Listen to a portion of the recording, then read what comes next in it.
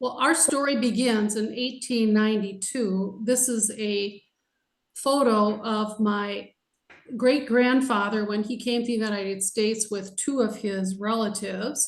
My great-grandfather, Ed Trom, is on the far right, and he emigrated with these two relatives from Norway.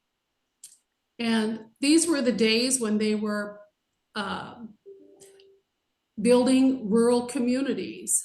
And my great-grandfather, Ed, was the chief architect of Little Westfield Lutheran Church that is situated on the same mile square as our family farm. This church is patterned after the church in Hemsedal, Norway. The church has actually been completely refurbished. My mother was one of the key people that helped to refurbish the church. It was actually taken off of its foundation. There are brand new stained glass windows, new roof, new siding, and we have church services there a few times each year.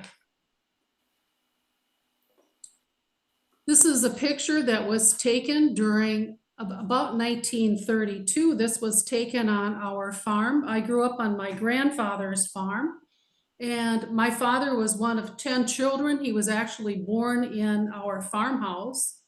And that's my father on the far right with two of his sisters. And here's a photo of our farm today. We are immensely proud of our farm. I'm actually involved in the day-to-day operation of the farm. My brother and I are the trustees. He runs does the operational side, but I help with paying bills and tax returns and so forth, the business side of it. And we're engaged in production agriculture, which means corn and soybeans, so rotation. And this marks the 100th year that our farm has been in our family. Early signs of consolidation were occurring in the 1990s. You'll notice that there are two swine CAFOs. These are called confined animal feeding operations. And they were, the first one was installed 1 mile north of our farm in 1993. The second was constructed 5 years later in 1998. And I tell you this because there was a lot going on in that 5-year period. It was significant. And the independent farmers were slowly being denied access to the marketplace.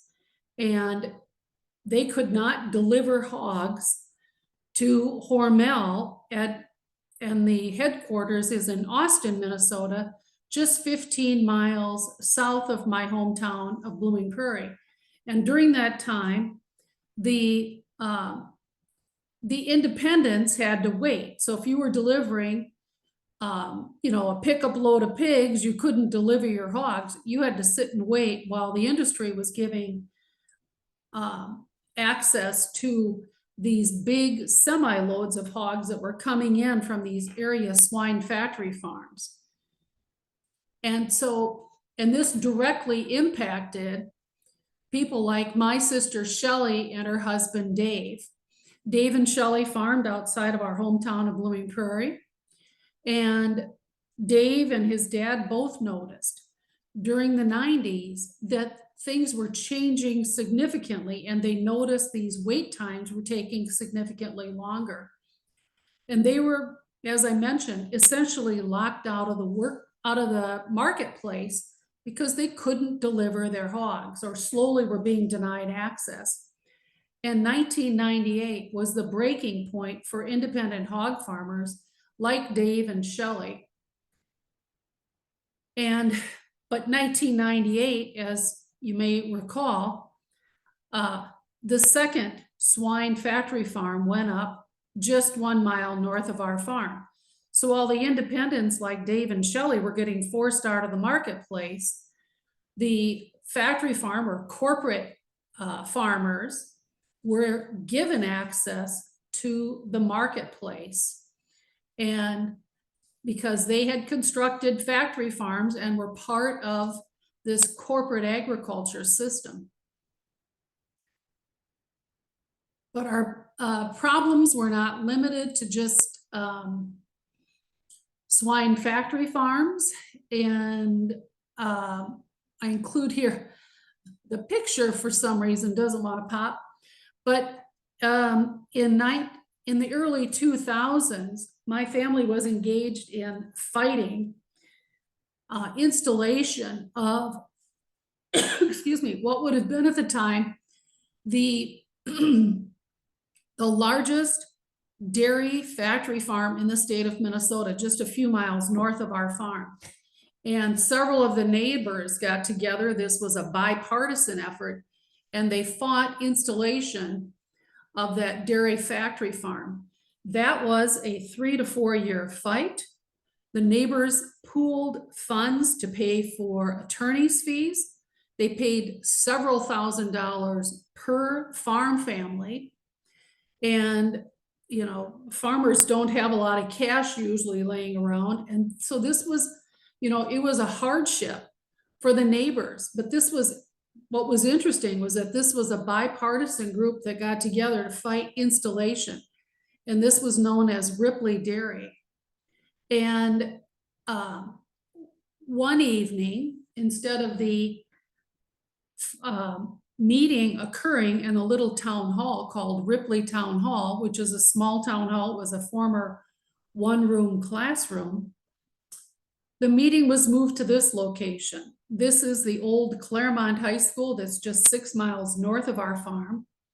And the neighbors walked into the old high school, and you know, it was maybe a group of 20 or so. They walk in, they were completely blindsided because the industry sent over 200 corporate executives that piled into this meeting from different spots in the United States. They had several executives from Monsanto, Land O'Lakes out of the Twin Cities, Hormel Corporation, Cargill. Also, at that time, it was one of the big AgQuest, which was a big funder. So these were the folks that were sitting in the chairs, and most of the neighbors had to stand during that meeting. Land Stewardship Project, which is an advocacy group here in Minnesota, worked with the neighbors to fight back against this, and they eventually were able to adopt local planning and zoning at the local level, at the township level, and they were able to block construction of this large dairy CAFO. But our problems were not over. This is a picture of my parents, both of whom are gone. My mother went into the nursing home in 2013. My mother suffered for many years with advanced Parkinson's disease. And just a few months after she went into the nursing home, you can see the gentleman in the wheelchair kind of in the back. My mother's sitting in a wheelchair because she eventually could not walk. She had a lot of difficulty speaking. But just a few months after she went into the nursing home, my parents received yet another notice of another factory farm going into the immediate area. They received 10-day notice, and I'll never forget that phone call from my father. I was driving home. I'm an attorney in Minneapolis. And as I'm driving home, I get a call from my dad, and he was just fit to be tied. He was so upset that he had received this notice, because at that point we had 10 swine factory farms in a 3-mile radius. Today we have 12 swine factory farms in a 3-mile radius. It wasn't fair. It wasn't a fair process. The local planning commission, which is a recommending body, had been stacked with industry insiders. And those folks, actually, some of those folks are still on that planning commission today. They got rid of the term limits, and so these people sit on that board for these long periods of time. And it was at that point in time, though, this would have been April of 2014, that I felt this deep sense of responsibility, this deep sense of purpose, and I jumped in with both feet. And you know, if you love something, you fight for it. This is the swine factory farm that we fought for nearly three years. This is 1 mile, I'm sorry, 1/2 mile directly west of our farm. And as you'll notice, there's no farm, there's no family, it's just a factory. And that building in the back is a composting station. These are all built to industry specifications. There are 2,400 hogs in each building. Underneath is an 8-foot manure pit that holds 1.1 million gallons of manure. They spread that manure in the fall, but that building is sitting on, originally it was 6 acres. I think it's now probably down to 3 or 4 acres. Usually they'll put in a second or third building right next to it. And so the county waved through an incomplete application, and there was no manure management plan. There were all of these items that were supposed to be provided at the time that the permit was issued, and they did not comply. And so my parents brought their first lawsuit and actually prevailed. And, you know, so when you win a lawsuit, what do? You know, we have Minnesota, we have the district court, we have the Court of Appeals, and then the Supreme Court. So if you lose at the district court level, you file an appeal. They didn't do that here. The industry went back to Dodge County and they changed the application form and streamlined it, and they took out all of those requirements. And so they streamlined it so they could just run this thing through. And within just a few weeks, they ran through the permit a second time. It then went to the county board, and the county board issued the permit for this facility. But you know, in that fight, so my parents actually, and then after that, my parents commenced a second lawsuit. That lawsuit actually did proceed to the Minnesota Court of Appeals. But in that process, I learned a great deal.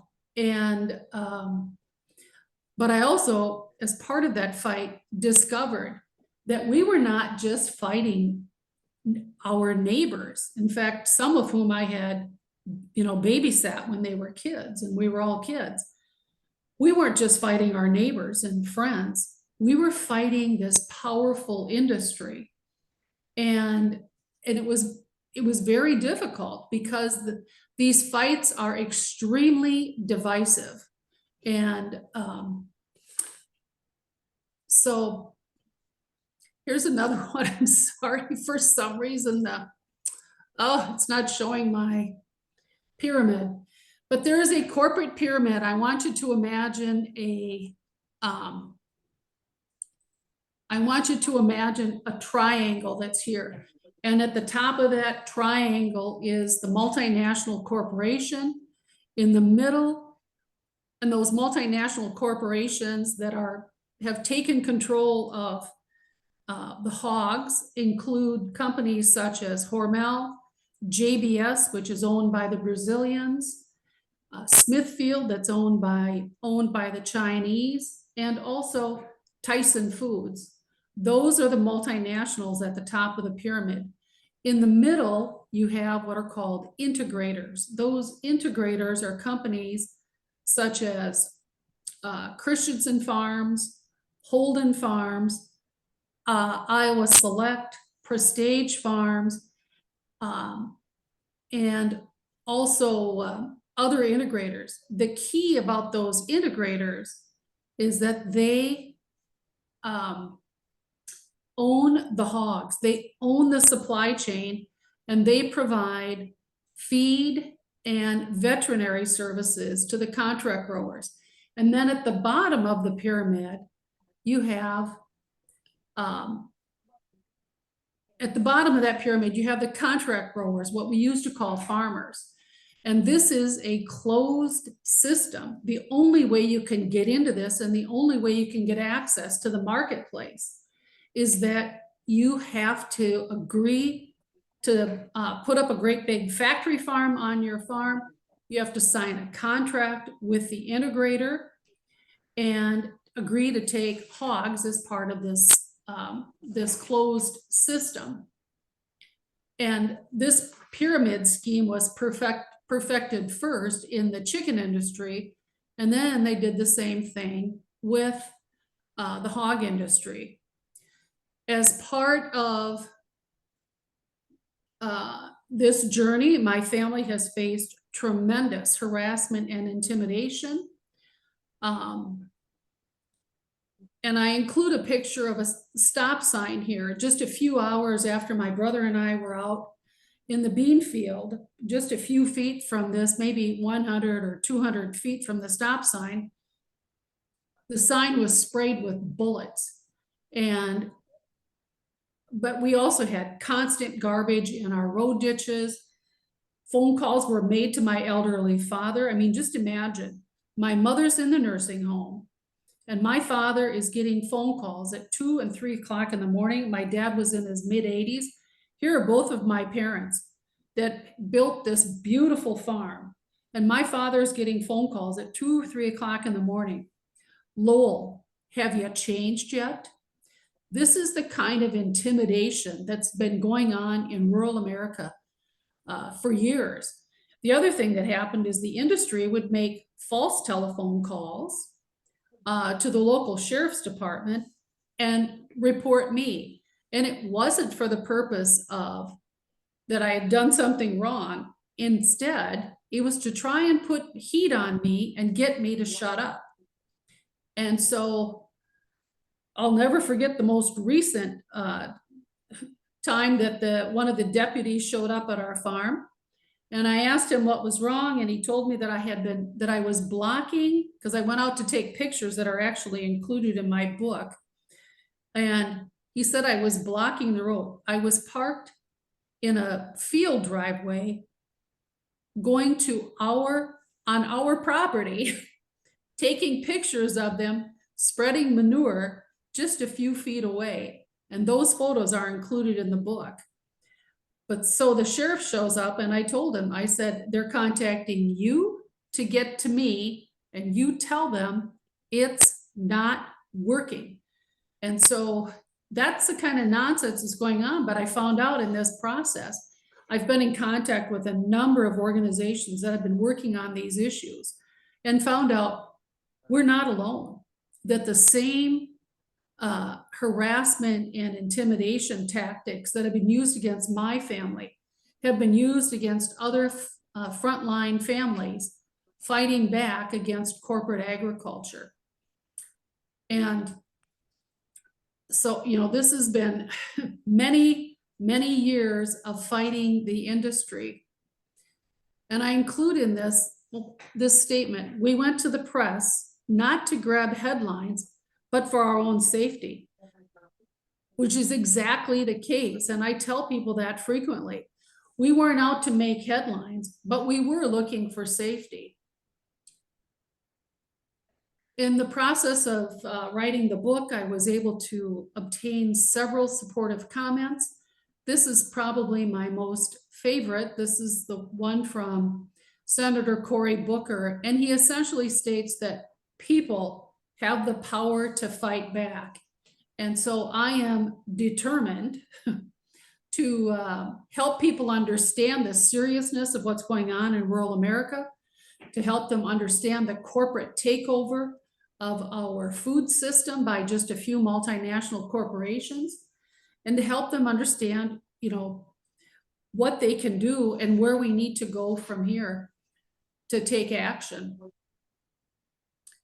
I include this at the end of the presentation, when my parents started their first lawsuit, I would frequently go to church with my father at my home church because I knew that he was getting the cold shoulder. People would not speak with him. And this went on for months. And finally, after about 6 months, a senior member of the congregation came to me as I'm walking out of church with my elderly father, who's, kind of hunched over and walking out with his cane. And he said, "Thank you. Thank you for your work on behalf of your family.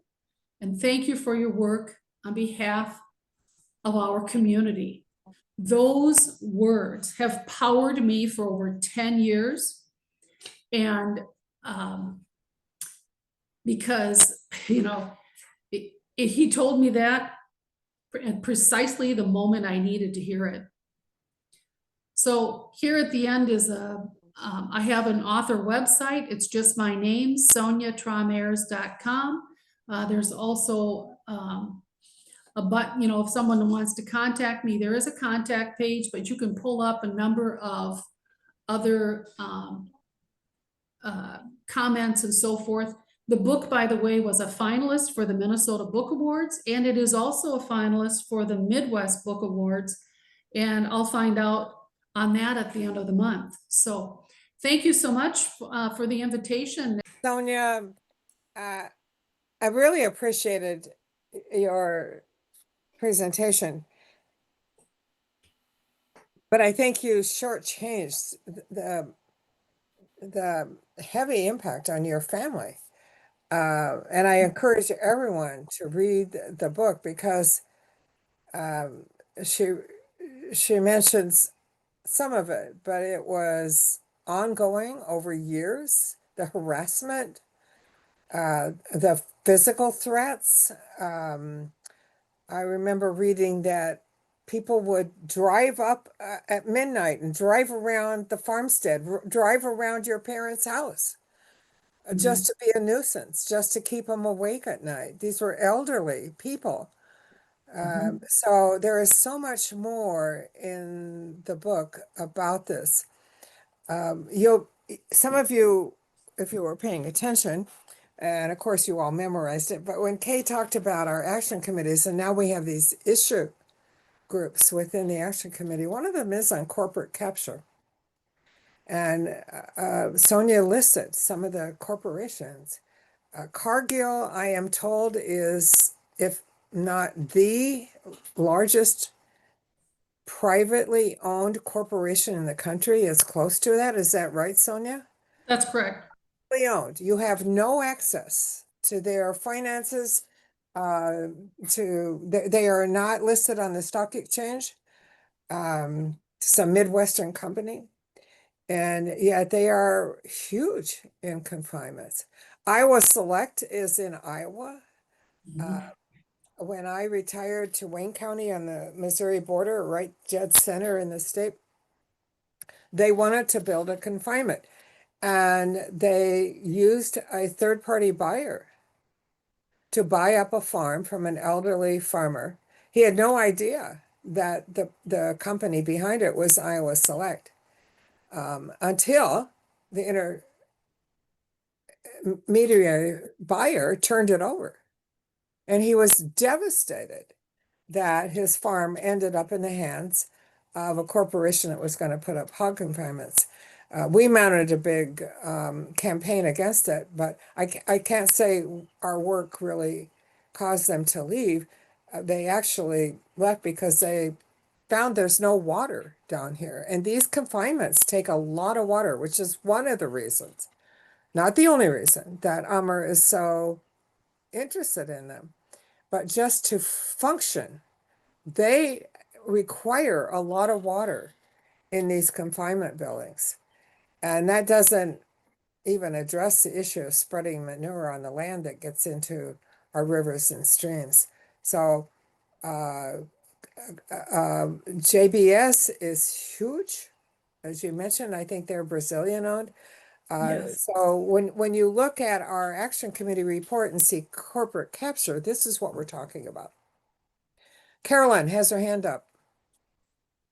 I'm opening the floor. Okay. So if you Yeah, Sonja, I had a question. I was wondering how long did this process take for this corporate egg to infiltrate your local community there and get people in the positions where they could manipulate permitting and manipulate changes of ordinances and things like that? I mean, could you just explain the process or the time of how fast this happened? Because they obviously targeted this area. Yes, they absolutely did. And so, I mean, the first hog CAFO, as I mentioned, went in 1993. So it's been over 30 years. And what happened, so I grew up on the south end of the county. My husband grew up on the north end. And the key first to installation here is, this is all, by the way, this is Farm Bureau who's promoting all this, that's promoted all this corporate agriculture. And I have a copy of a publication called When an Activist Group Comes to Town, because when we were working with LSP 20 plus years ago, nearly 25 years ago, LSP put together a publication called when a factory farm comes to town. So Farm Bureau, what do? They put together a competing publication called When an Activist Group Comes to Town. They painted us. We're the ones that live there. We grew up there. We've been on the land for generations, but we were painted as activists, as outsiders. And that's what they've been doing. And so, but I was going to say the key to these developments is, think of a wagon wheel, and the gestational facility is in the middle. That's the hub. And then you have nurseries that go out. So there's 2 nurseries. And then from there are all these feeder operations. It's like spokes on a wheel. And so, you know, my dad, this is when I started writing the book probably in 2017. And I said to my dad, like, when did you realize it? And he said, you know, we didn't realize the significance of what was occurring until, you know, later years. In fact, no one even knew how this all worked. And then as soon as they got control, they got control. So that publication talks about the, sorry, I thought I had it right at my fingertips. I was going to show you, but anyway, that publication, they encouraged Farm Bureau members to run for county office, to run for township boards. This is what the industry was doing. And they weren't there to promote our democracy. They were telling these guys to run for office so that they could protect their own financial interests. That's how, and this has been going on for years. Oh, question from Steve Paulsrud, Sonja. Who runs the gestational facilities? So those are also, so on the south end of the county, there's a guy who graduated a few years ahead of me, has the gestational facility. 2 of the nurseries, I believe, are actually, I mean, they're also neighboring farmers, but people that I babysat again. And then you have these feeder operations in the immediate area. And again, these are all guys that, you know, either graduated with me or either from my hometown or neighboring farm towns, guys I babysat. Like, this is how close all of this is. And on the north end of the county, there's where my husband grew up. They put a gestational facility in there on karst topography, which for any of you who are familiar with karst, you know, that's, you only have a few feet of topsoil and then you hit bedrock. And so that's just like a mile from where my husband grew up. And the guy that has that gestational facility used to ride the bus with my husband and his siblings. So, you know, that's how close all these things are. And that's, the karst topography is fractured limestone. And it means that water that seeps in from the top has easy access. It flows right through all this fractured limestone and it can hit aquifers. Sonja, I didn't look at the map, but are you in what's considered the driftless region in southeast Minnesota, or are you outside of it? We're outside of it. Okay, that's what I was thinking. You're a little further west. We've got some hands up. Teresa Baumhoff. Oh, my Des Moines League chair. Teresa, unmute yourself and ask your question. Okay, I was interested in whether or not she's read Barron's, because everything that she's talked about that happened to her was captured in that book by Austin Frerick. Mhm. And he talks about, you know, the hog barons, the grain barons, coffee barons, and goes through all those and describes exactly what happened to her, what happened to you. Yep. Are you aware of that book? Yes, yep. And Austin and he actually provided one of the comments. So if you go to my author website, you'll be able to pull it right up. His comments. So Austin and I come at it we come at this a little differently, because I tell about on the ground and what it's like to be on the front lines. And he comes at it from, 10,000 or maybe 50,000 feet. So yeah, we're very well acquainted with one another. Mm-hmm. And Well, again, Amr co-hosted with the Des Moines Metro League, Austin's, as part of our program last year, discussing his book, Barron's, and that is available. That recording is available on our website. Another pitch. Glenna Case, your hand is up. Unmute and ask your question. Thank you. Sorry. Was the pressure on you to sell?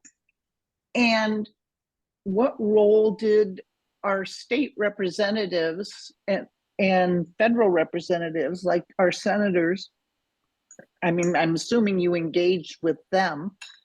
How were they in this? Everyone has all these paeans to, the farmer, the poor farmer, but it sounds like the game is rigged in favor of the corporations. So could you address the role of our state and federal representatives? I'd be happy to. My impression is, I don't think they understand the seriousness of what's going on. I don't think they understand how they built this system. They haven't had to deal with this type of, the harassment and intimidation that my family has experienced and other frontline families. We're finally seeing this on a national level, but this kind of nonsense has been happening for years. And, I'll tell you, my dad died in October of 2019. And 3 days after his funeral, I got a call from a local real estate agent who wanted to know if we were going to sell, if we were interested in selling the farm. He wouldn't disclose who was interested. But I knew that call was coming. In fact, I was surprised I didn't get somebody asking me the day of the funeral, because that's exactly what happened to my husband. The day that one of his parents passed, they were asked immediately what they were going to do with the farm. Because these big corporate operations, they put a lot of downward pressure on neighboring farms because they have to have sufficient manure acres. And, they're told that the manure is valuable. And so they're always sniffing around looking for ag land. So. Sonja, someone asked to repeat the names of the companies. I put in the chat the ones I remembered. You mentioned Cargill, JBS, Tyson, Iowa Select. Who else? Oh, you mean the multinationals at the top of the pyramid? Right. So at the top of the pyramid in the hog industry, it's companies, it's Hormel, JBS, Smithfield, and Tyson. I don't know how much I don't know how many hog operations Cargill has anymore. They're really involved in beef. Cargill sold, for example, they had a big operation in Iowa, and I can't remember the name of the town. They sold out to JBS. By the way, JBS was the largest contributor to Donald Trump's inauguration. They gave $5 million to his inauguration so that they could get listed on the New York Stock Exchange. And you got to do a little research about JBS. This is one crooked and corrupt organization.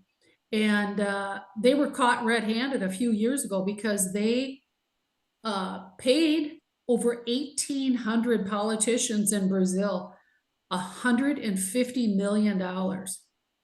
So do the math, 150 million divided by 1,800. That was about $100,000 per elected official.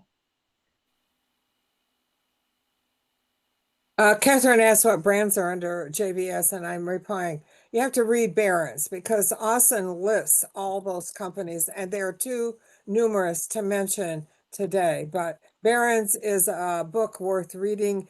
Just watch the recording on our website and decide for yourself if you want to buy the book. Case Lama, got your hand up.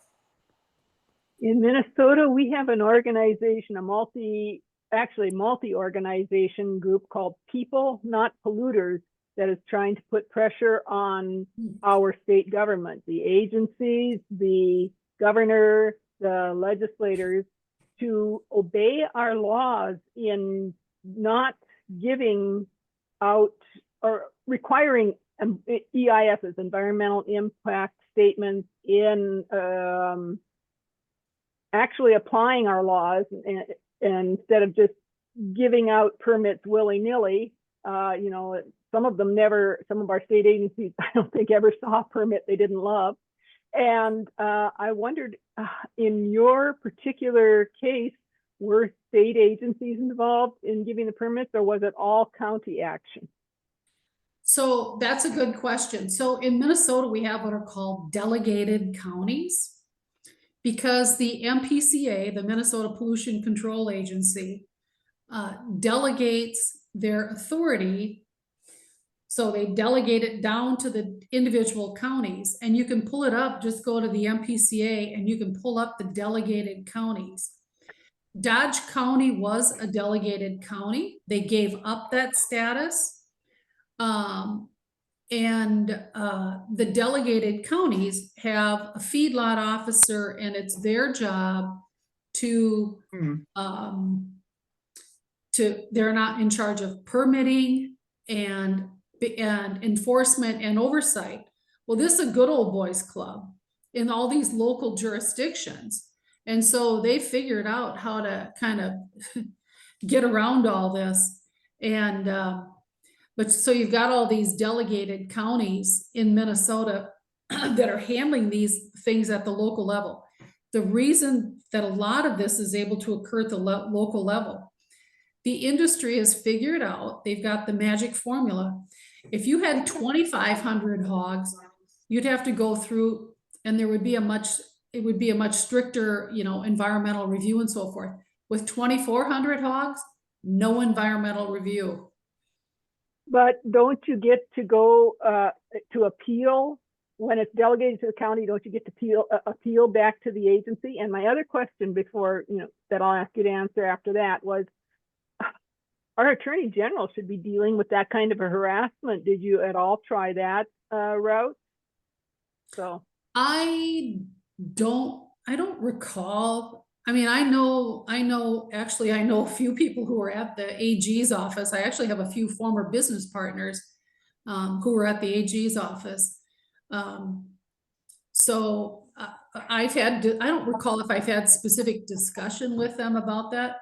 I mean, I've contacted the sheriff's department, and I'm an attorney. I'm a family law attorney, which means I do divorce and custody. And I always tell my clients, document, document, document. And I took my own advice and I documented. So every time I contacted the sheriff's department, I sent an email. So I'd get on my computer and I'd send an email. because I was gonna make sure that I documented everything. You know, for years, they threw garbage in our road ditches and in our driveway. I'd complain to the sheriff, oh, it's, you know, everyone gets their garbage, and I'd have receipts. They wouldn't do a damn thing.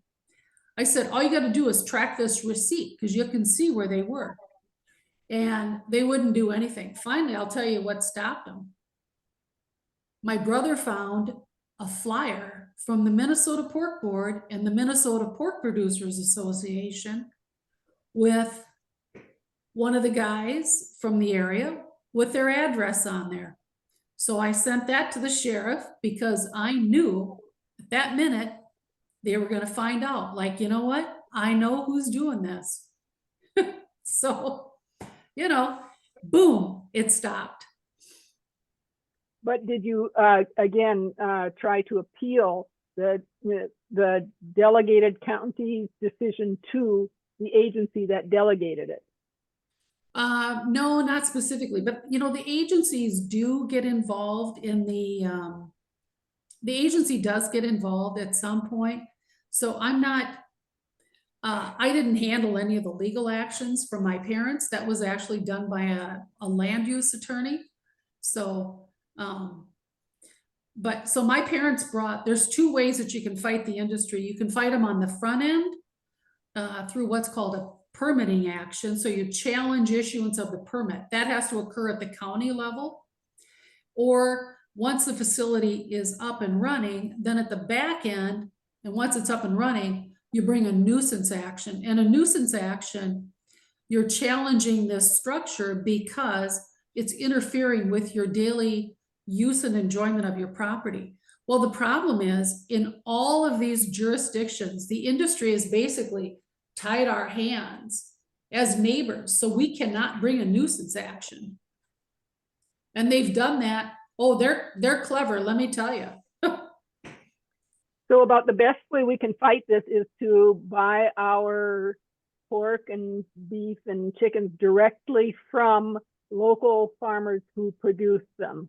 And there are organizations that are set up to help us do that, like land stewardship. Yep. And Exactly. depending on, I don't know, so I've heard Minnesota and Iowa, do you have anyone on from other places this evening? So, you know, like Iowa has Iowa CCI. So you could look, for example, if you're on Facebook, there's a group called Farm Direct.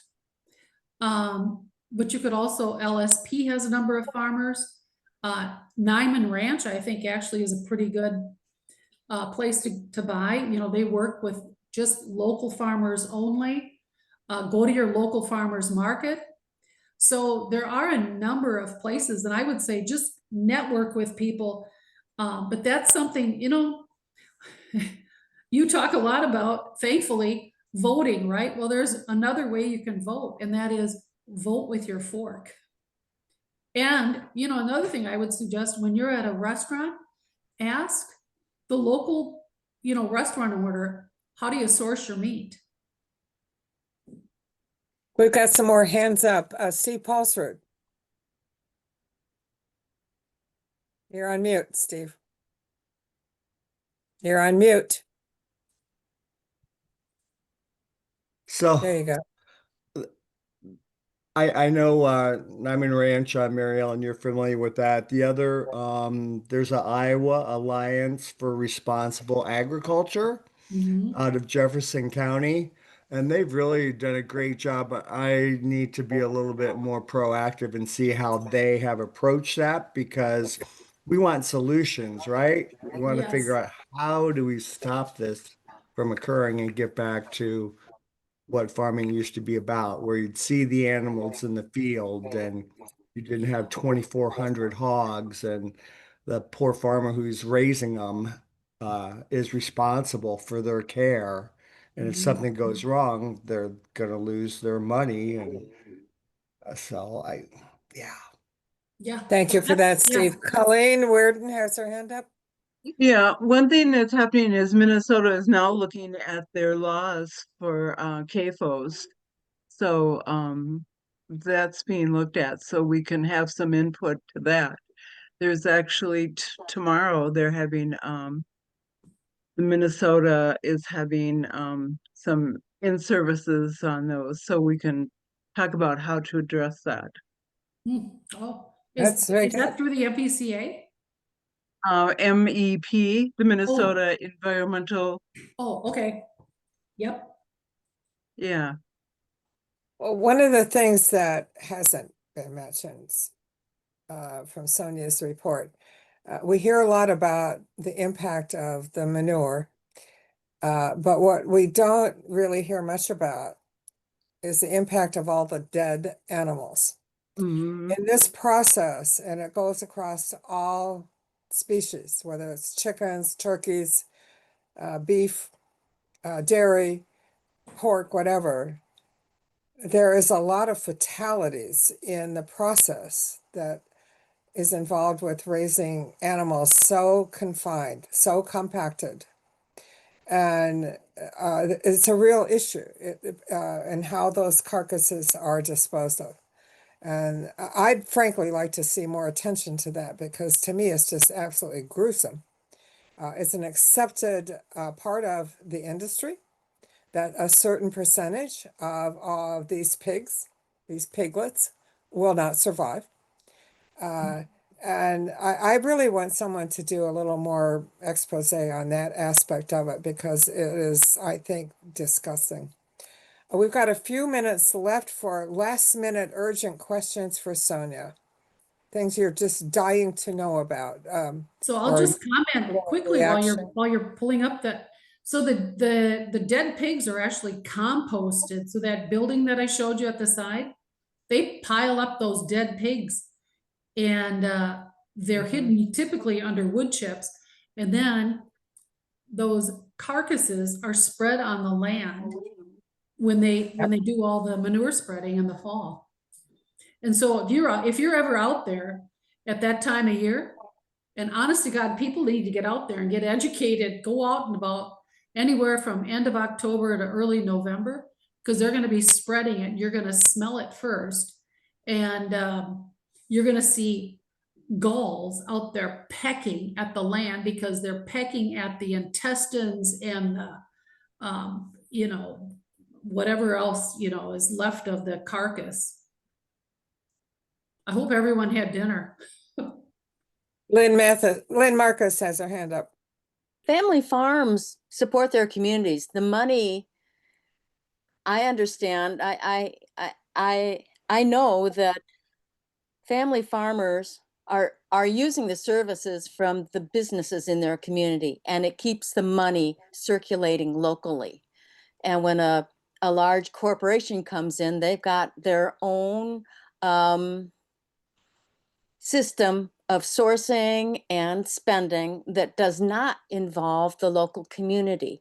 I was thinking that maybe you would have some ideas on how that can be better communicated to the public in general, and